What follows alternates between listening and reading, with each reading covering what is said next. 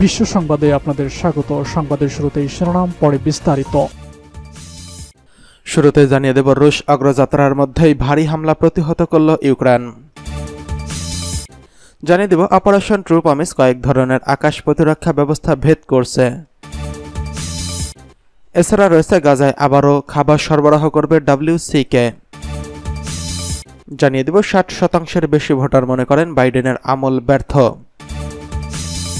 সর্বশেষ জানিয়ে দেব, রাফায় ইসরায়েলি হামলায় একই পরিবারের 9 সদস্য নিহত। রুশ অগ্রযাত্রার মধ্যেই ভারী হামলা প্রতিহত করল ইউক্রেন। ইউক্রেন সোমবার বলেছে তারা পূর্ব দোনেৎস্কের অঞ্চলে রাশিয়ার বাহিনীর 55টি হামলা ব্যর্থ করেছে। যুদ্ধক্ষেত্রের পরিস্থিতি অবনতির কথা স্বীকার করার একদিন পর তারা রাশিয়ার এসব হামলা প্রতিহত করার কথা জানালো। সপ্তাহান্তে মস্কো ইউক্রেনের পূর্বাঞ্চলীয় আরেকটি গ্রাম দখল করে নেওয়ার দাবি করেছে। এদিকে যুদ্ধ চালিয়ে যাওয়া ইউক্রেন বাহিনী যুক্তরাষ্ট্রের ভারী অস্ত্র পাওয়ার অপেক্ষায় রয়েছে। ইউক্রেনের সেনাবাহিনী বলছে তারা উত্তর ও পশ্চিমে বেশ কয়েকটি গ্রাম রুশ বাহিনী 55টি হামলা প্রতিহত করেছে। এসব গ্রামের মধ্যে ওসেরেতাইন গ্রাম অন্তর্ভুক্ত রয়েছে। সেখানে রোববার ভারী লড়াইয়ের খবর পাওয়া গেছে। খবরে বলা হয়েছে গ্রামগুলো আবদিপকার কেন্দ্রের উত্তরে অবস্থিত। গত ফেব্রুয়ারিতে রাশিয়ার সৈন্যরা এটি দখল করে নিয়েছিল। এরপর থেকে মস্কো বাহিনী দোনেৎস্কের অঞ্চলের গভীরে ঢুকে পড়েছে। অপারেশন ট্রু প্রমিস কয়েক ধরনের আকাশ প্রতিরক্ষা ব্যবস্থা ভেদ করল। ইরানের ইসলামী বিপ্লবী গার্ড বাহিনী বা IRGCর মুখপাত্র ব্রিগেডিয়ার জেনারেল রামেজান শরীফ বলেছেন, ইসলামী প্রজাতন্ত্র ইরান দখলদার ইসরায়েলের বিরুদ্ধে যে প্রতিশোধমূলক অভিযান ট্রু প্রমিস চালিয়েছে তা দেশটি থেকে দেশের দখলদার ইসরায়েল সমর্থন দিয়েছে, কিন্তু তারা ইরানের সব ক্ষেপণাস্ত্র ও ড্রোন ভূপাতিত করতে পারেনি। তিনি বলেন, অনেকগুলো দেশের ক্ষেপণাস্ত্র প্রতিরক্ষা ব্যবস্থাকে ভেদ করে ইসরায়েলের ভেতরে ইরানি ক্ষেপণাস্ত্র আঘাত এনেছে। IRGCর মুখপাত্র বলেন, কোনো দেশ চায়নি ইহুদিবাদী ইসরায়েলের বিরুদ্ধে ইরানের এই অভিযান সফল হোক, কিন্তু পুরো ইরানি জাতি এই অভিযানের বিষয়ে সমর্থন জানিয়েছে। মেজর জেনারেল রামেজান শরীফ বলেছেন, 50 বছর পর ইরানি ইসরায়েলের মুখে এত শক্তিশালী চর দিয়েছে যে তারা এটা বিশ্বাসই করতে পারেনি। IRGCর মুখপাত্র আরও বলেন, ইহুদিবাদী ইসরায়েলের বিরুদ্ধে ইরান যে শাস্তিমূলক অভিযান চালিয়েছে তাতে দেশীয় প্রযুক্তিতে তৈরি করা অস্ত্র ব্যবহার করা হয়েছে। এই অভিযান কোনো সামরিক মহড়া ছিল না, বরং এটি ছিল বাস্তব অভিযান। তিনি বলেন, দখলদার ইসরায়েলের বিরুদ্ধে ইরানের এই অভিযান এত ব্যাপক মাত্রায় ছিল যে তেল আবিব ও তার মিত্রদেরকে বহু সময় ব্যয় করতে হবে, এই নিয়ে ভাবতে হবে। জেনারেল রামেজান শরীফ বলেছেন, ইরান একটি নিরাপদ দেশ এবং এই পরিস্থিতি তৈরি করার জন্য দেশের সশস্ত্র বাহিনীর পবিত্র প্রতিরক্ষা ও আন্তরিক প্রচেষ্টাকে ধন্যবাদ জানায়। এবার গাজায় আবারও খাবার সরবরাহ করবে WCK। সম্প্রতি ইসরায়েল বাহিনীর বিমান হামলায় নিজেদের 7 কর্মী নিহত হওয়ার ঘটনাকে কেন্দ্র করে ত্রাণ কার্যক্রম বন্ধ করে দেয় ওয়ার্ল্ড সেন্ট্রাল কিচেন WCK। তবে 1 মাস বন্ধ থাকার পর তাদের কার্যক্রম আবারও শুরু হচ্ছে। বিবিসির এক প্রতিবেদনে এই তথ্য জানানো হয়েছে। WCKর সঙ্গে কাজ করা অন্য একটি দাতব্য সংস্থা আনেরা নিজেদের স্টাফ ও তাদের পরিবারের লোকজনের জীবনের ঝুঁকি বাড়াতে তাদের থাকায় কার্যক্রম বন্ধ রাখে। ত্রাণ কার্যক্রম স্থগিত করার আগে ফিলিস্তিন জুড়ে সপ্তাহে 20 লাখ মানুষের খাবার ব্যবস্থা করেছিল এই দুই সংস্থা। সে সময় গাজার ত্রাণ সংস্থার কর্মীদের প্রতিটি গাড়িতে সুপরিকল্পিতভাবে লক্ষ্যবস্তু করার জন্য ইসরায়েলি বাহিনীকে অভিযুক্ত করেছেন ওয়ার্ল্ড সেন্ট্রাল কিচেন WCK। অপরদিকে ইসরায়েল এই হামলার ঘটনাকে মারাত্মক ভুল বলে উল্লেখ করেছেন। WCK বলেছে, তারা 276টি ট্রাকে করে ত্রাণ নিয়ে রাফা ক্রসিংয়ে নিয়ে প্রবেশ করার অপেক্ষায় রয়েছে। রোববার এই দাতব্য সংস্থার পক্ষ থেকে বলা হয়, শেষ পর্যন্ত আমরা সিদ্ধান্ত নিয়েছি যে আমাদের অবশ্যই গাজায় অনাহারে থাকা লোকজনদের খাবারের ব্যবস্থা করে দিতে হবে। চলতি মাসের শুরুর দিকে সংস্থাটি জানায় যে তাদের একটি বহরে হামলা চালিয়েছিল ইসরায়েলি বাহিনী। ওই ঘটনার পর বিশ্বজুড়ে এই নিয়ে তীব্র আলোচনা সমালোচনা শুরু হয়।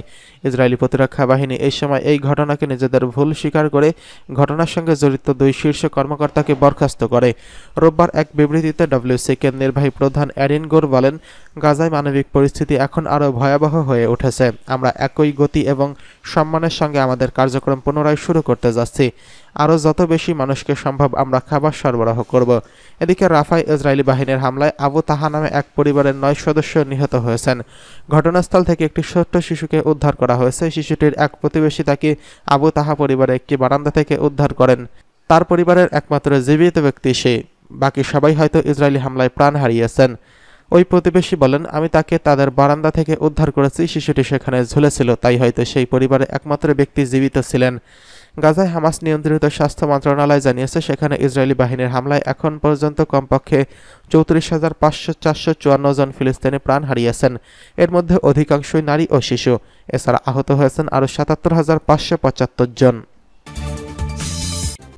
এদিকে 60% বেশি ভোটার মনে করেন বাইডেনের আমল ব্যর্থ। চলতি বছরের শেষ দিকে মার্কিন প্রেসিডেন্ট নির্বাচন, এরই মধ্যে শুরু হয়েছে ক্যাম্পেইন। সিএনএন-এর এক জরিপে দেখা গেছে বর্তমান প্রেসিডেন্ট জো বাইডেনের চেয়ে সুবিধাজনক অবস্থায় রয়েছেন সাবেক প্রেসিডেন্ট ডোনাল্ড ট্রাম্প।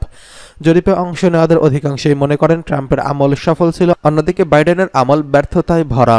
নিবন্ধিত ভোটারদের মধ্যে 49% সমর্থন ট্রাম্পের প্রতি, অন্যদিকে বাইডেনের প্রতি সমর্থন রয়েছে 43%। ট্রাম্পের প্রেসিডেন্সি এখন সফল করেছেন বলেছেন 55%। যদিও 44% বলেছেন ট্রাম্পের আমল ব্যর্থ ছিল। তবে হোয়াইট হাউস ছাড়ার কয়েকদিন আগেও এই ক্যাপিটাল হিলে হামলার কয়েকদিন পরে জরিপে 55% জানিয়েছিল ট্রাম্পের আমল ব্যর্থ। অন্যদিকে 61% মনে করে বাইডেনের আমল ব্যর্থ, অন্যদিকে 39% বলেছেন তার আমল সফল।